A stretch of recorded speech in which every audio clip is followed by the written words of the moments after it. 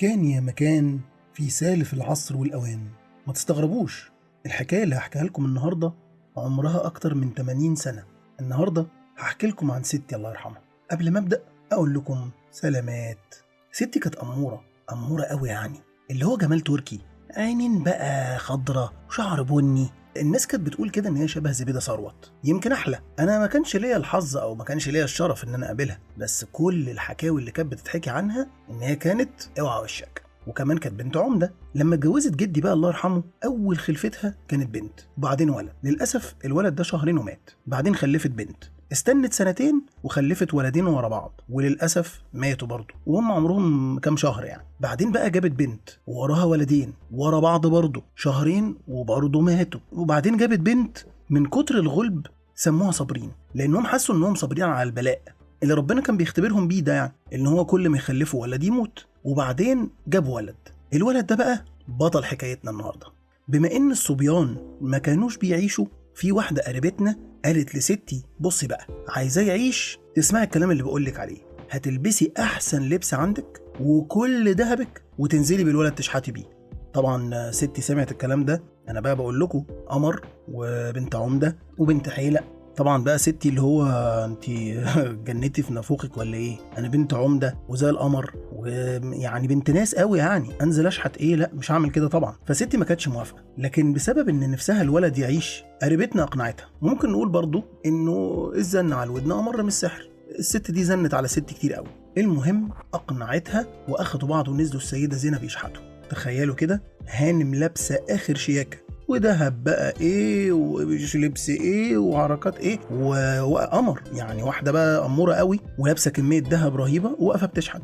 الناس رد فعلهم كان حاجه من اتنين، يا اما ناس كانوا بيتريقوا ويتنمروا عليها ويقولوا لها يا اختي شوفي الدهب ده كله بتشحت، اكيد كل الدهب ده مش شحاته. النوع التاني بقى من ردود الافعال كان ناس واضح ان هي فاهمه الفكره، او بالنسبه لها مش حاجه غريبه يعني، او فاهمين اللي بيحصل، فكانوا بيدوا لستي حسنه ويقولوا لها ربنا يشحتهولك.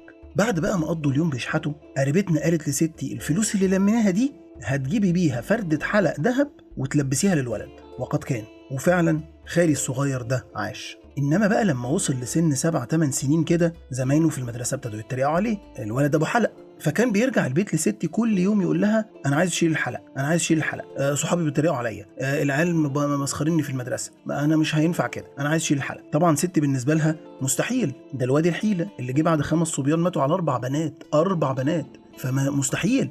هي بالنسبه لها طبخه كده اشتغلت، فهي ما عندهاش استعداد تلعب في حاجه، ما عندهاش استعداد تغير حاجه، فخلاص. لحد ما خالي رجع يوم وقال لها هتشيلي لي الحلق يا اما هقطع ودني. خالي برضو كان عليه حركات كده جريئه شويه، فستي خافت ان هو يعمل كده فعلا، فشالت الحلق. الغريبه بقى ان هي بمجرد ما شالت الحلق، خالي تعب جامد قوي، كان بجد هيروح فيها. مين بقى اللي بيظهر هنا في الصوره؟ قريبتنا. حللت المشاكل، حللت العقد. راحت جايه وقايله لستي بيعي الحلق وبتمنه تجيبي خروف تذبحيه وتفرقي لحمته على الغلابه. فعلا ستي عملت كده، ما هي بقى الست دي اللي بتقول عليه بيحصل. فالمهم ستي عملت كده وخالي امن عياء وتعافى وكبر وبقى زي الفل.